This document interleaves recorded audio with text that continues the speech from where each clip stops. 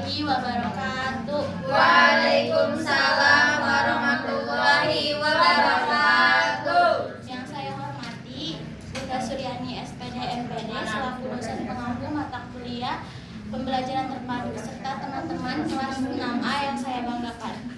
Puji syukur, mari kita panjatkan hadirat Allah Subhanahu wa Ta'ala serta salawat dan salam semoga selalu tercurah kepada baginda Nabi Muhammad Sallallahu alaihi wasallam. Baik, untuk mempersingkat waktu, kami dari kelompok 2 akan memaparkan materi mengenai pembelajaran tematik. Materi yang pertama akan disampaikan oleh saya sendiri mengenai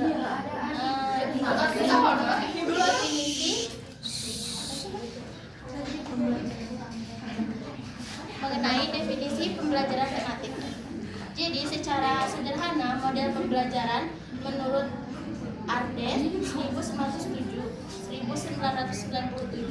merupakan sebuah panduan untuk mencapai tujuan, langkah-langkah kegiatan hingga pengelolaan suasana kelas agar proses pembelajaran berjalan terarah. Salah satu pendekatan yang relevan adalah pembelajaran terpadu, sebuah konsep yang dipelopori oleh John Dewey untuk menyelaraskan pertumbuhan pribadi siswa dengan wawasan pengetahuan mereka.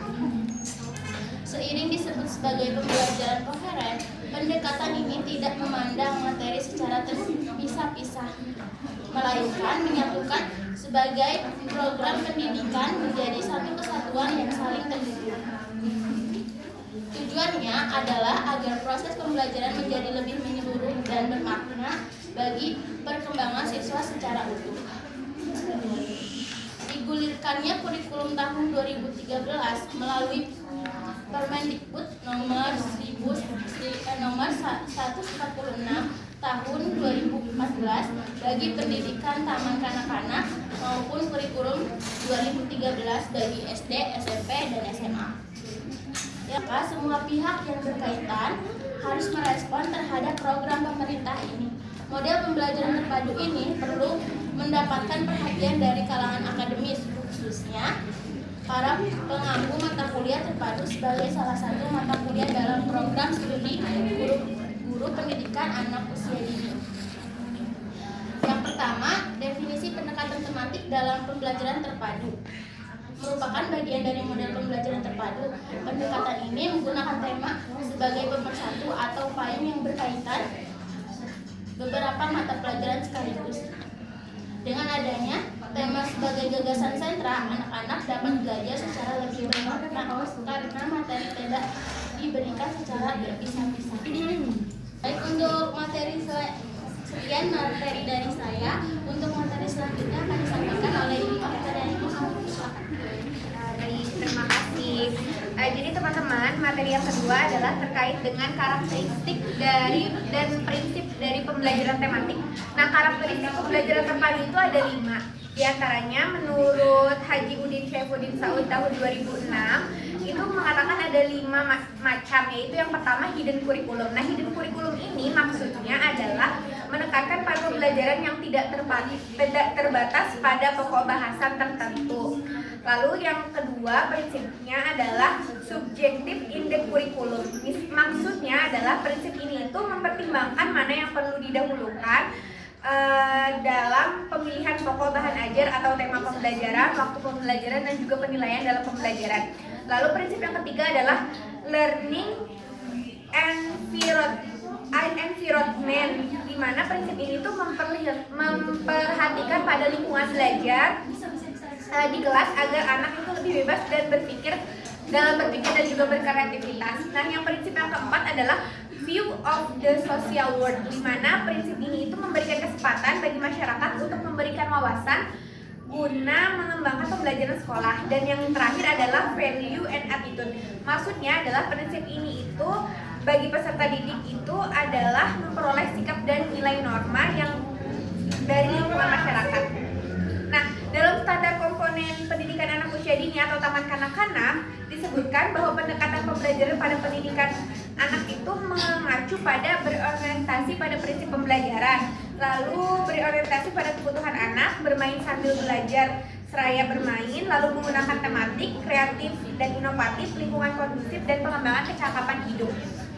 Nah, Mukhtar Latif dan kawan-kawan tahun 2013 menjelaskan bahwa prinsip-prinsip pembelajaran tematik itu dalam pembelajaran terpadu adalah yang pertama, tema itu harus berhubungan langsung dengan pengalaman hidup yang sesungguhnya dan dibangun dari apa yang mereka sudah tahu. Lalu yang kedua adalah setiap tema itu harus memberikan sebuah konsep untuk anak sehingga anak itu menemukan ide lebih lanjut dari tingkat yang lebih tinggi lagi. Lalu selanjutnya tema itu harus didukung oleh sumber-sumber yang kuat, dan yang terakhir adalah pada setiap tema itu harus membangun semua kemampuan mental anak secara terintegrasi, yaitu seperti perhatian, mendengarkan, mengamati, mengingat, dan juga menceritakan kembali. Mungkin itu saja, saya kembalikan kepada MC. Baik, terima kasih. Tinggal disampaikan perkara materinya. Untuk materi selanjutnya akan disampaikan oleh Rizdu kepada Rizdu. Saya persilakan.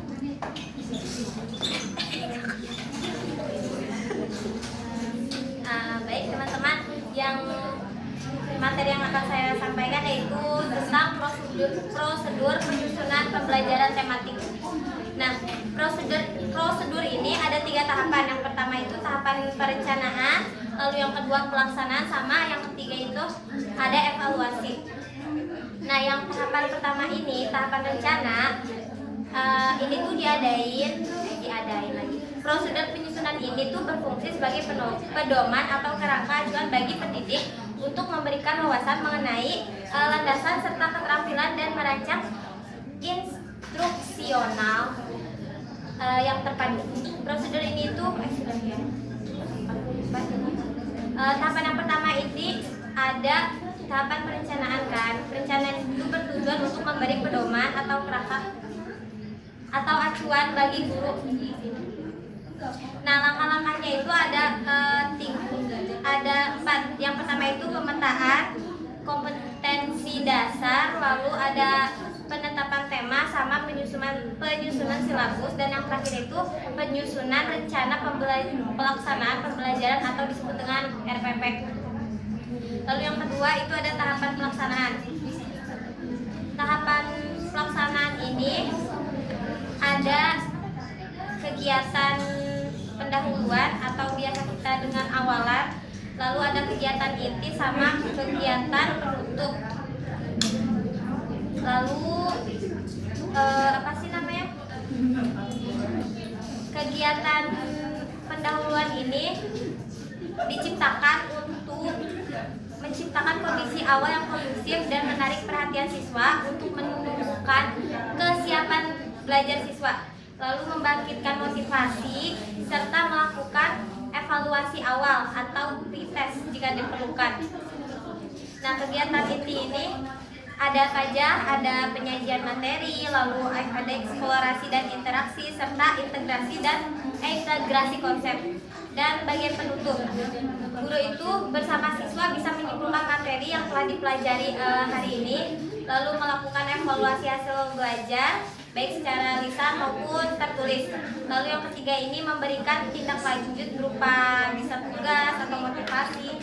Mungkin kalau misalkan TK itu tidak di tugas. Lalu ada kendala dan solusi dalam mengimplementasikan pendekatan tematik. Ini kendala yang pertama itu biasanya dari segi kompetensi guru. Lalu yang kedua itu kendalanya ada di penyediaan sarana dan sumber belajar. Lalu yang ketiga ada kendala dalam manajemen waktu dan kurikulum. Terus ada kendala dalam proses penilaian atau asesmen, itu pasti. Lalu yang kelima itu ada kendala adaptasi dan peserta didik. Nah, untuk solusinya ini dari segi kompetensi guru sebenarnya beda ya tiap kendala sama solusinya. Misalkan kalau dari kompetensi guru ini kendalanya nih, banyaknya guru masih terbiasa dengan metode mengajar konvensional berbasis mata pelajaran tunggal. Lalu kesulitan utamanya itu terletak pada kemampuan guru dalam menghubungkan kompetensi dasar, dari berbagai mata pelajaran agar terlihat menyatu secara logis, serta kreativitas dalam menyusun RPP dalam tematik itu masih kurang inovatif, seringkali masih rendah. Yang inovatif juga masih rendah. Nah, solusinya ini bisa mengadakan pelatihan berkelanjutan seperti workshop. Lalu ada kendala dalam penyediaan sarana dan sumber belajar. Itu bisa nih, kalau kendalanya pembelajarannya sangat bergantung pada ketersediaan sumber. Seringkali kan buku teks yang tersedia itu masih terkotak-kotak per mata pelajaran gitu. Jadi kayak paket yang kurang relevan gitu kan. Nah, solusinya ini guru harus kreatif dalam mengembangkan bahan ajar.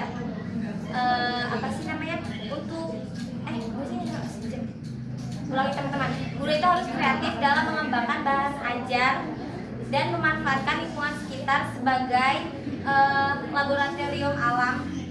Terus juga ada kendala manajemen waktu dan kurikulum.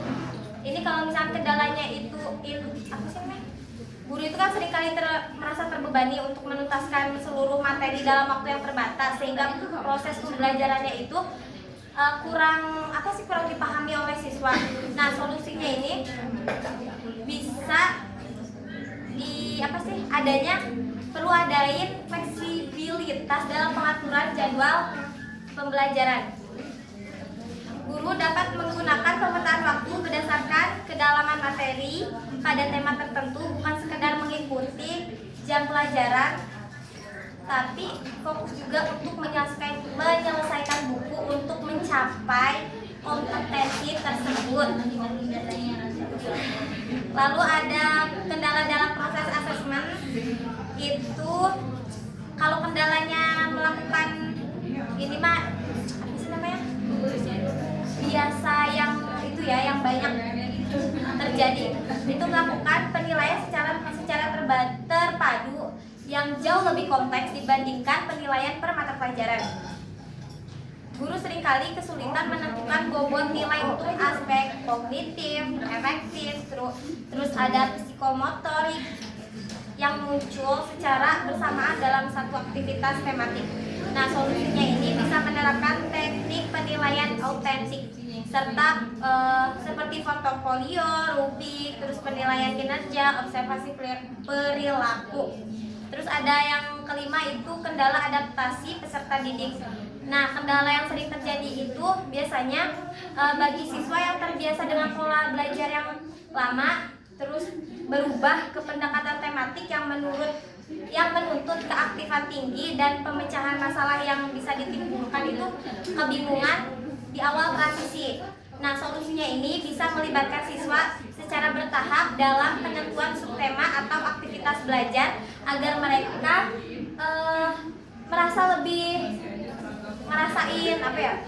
merasa memiliki proses tersebut. Sudah seperti itu, saya kembalikan ke moderator. Baik, pendengar, sekian materi dari kelompok kami. Untuk selanjutnya kami buka sesi tanya jawab bagi teman-teman yang mau bertanya atau menambahkan dari materi kami persilakan. Assalamualaikum warahmatullahi wabarakatuh. Waalaikumsalam warahmatullahi wabarakatuh. Oke, saya Ivan Dewi dari kelompok 5, izin bertanya.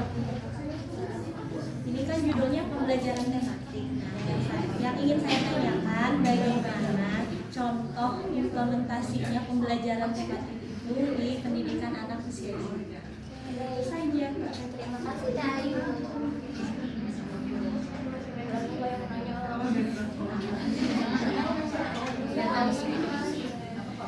nggak ada, kamu nggak mau pulang aja. Hanya kamu kalau lihat kamu kayak gitu.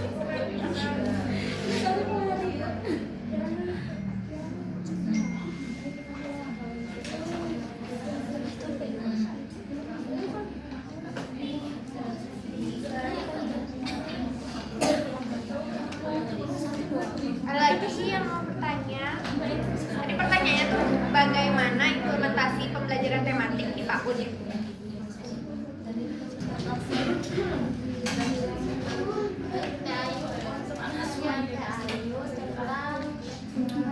Bagaimana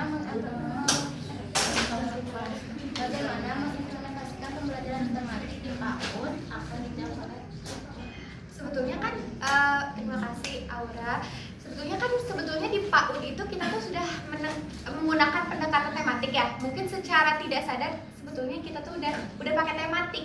Nah kan tematik itu dibuat ada agar pembelajarannya itu yang pendekatan tematik itu adalah sebuah strategi yang memadukan berbagai aspek perkembangan anak ke dalam satu tema besar yang ada yang dekat dengan dunia mereka. Tujuannya itu agar anak-anak itu belajar secara holistik dan tidak terkotak-kotak. Misalnya ketika kita mau menentukan suatu tema dan subtema, itu kan kita udah ngasih tahu tuh tema besarnya misalnya apa? Diriku, subtemanya tangan.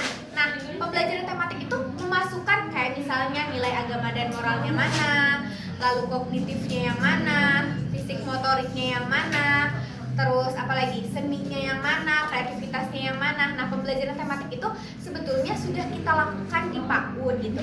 Tapi mungkin mengimplementasikannya bagaimana? Yang pertama itu pasti kita punya satu tema besar dan juga subtema yang akan kita pelajari. Lalu kemudian kita akan tuangkan itu dalam bentuk rencana pelaksanaan pembelajaran.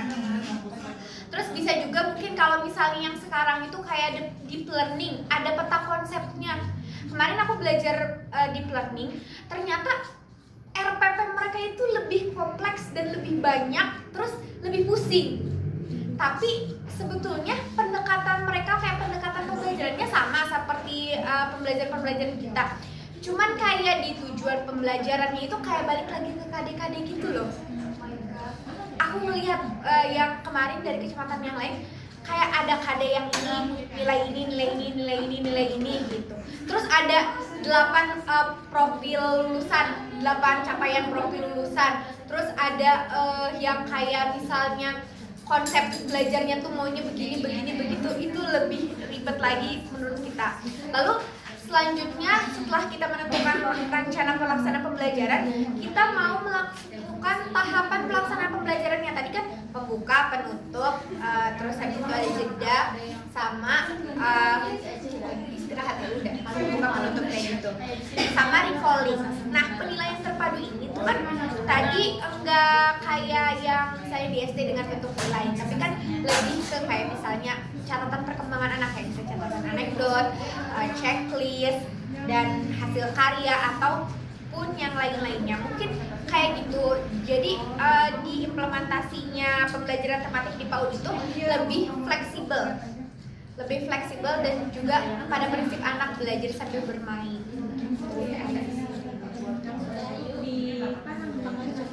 Terima kasih untuk penjelasannya. Terima kasih Bayu. Terima kasih kepada teman-teman yang sudah bertanya dan yang sudah mendengarkan. Untuk selanjutnya, saya akan membacakan kesimpulan sekaligus penutup. Jadi kesimpulan dari materi yang telah kami sampaikan adalah pendekatan tematik dalam pembelajaran terpadu merupakan strategi pembelajaran yang mengimplementasikan berbagai mata pelajaran ke dalam satu tema sehingga memberikan pengalaman belajar yang lebih bermakna, holistik dan relevan dengan kehidupan nyata peserta didik.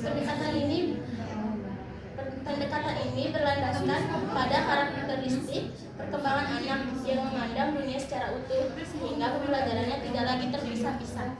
Pembelajaran tematik memiliki karakteristik berpusat pada peserta didik, memberikan pengalaman langsung serta bersifat fleksibel dan kontekstual. Dalam pelaksanaannya, pembelajaran ini melalui tahap perencanaan, pelaksanaan, dan evaluasi yang sistematik. Selain itu, pendekatan ini juga didukung oleh berbagai prinsip seperti berorientasi pada perkembangan anak, belajar sambil bermain, serta pengembangan nilai keterampilan dalam hidup. Sekian materi dari kelompok kami, kurang dan lebihnya mohon maaf. Wassalamualaikum warahmatullahi wabarakatuh. Waalaikumsalam.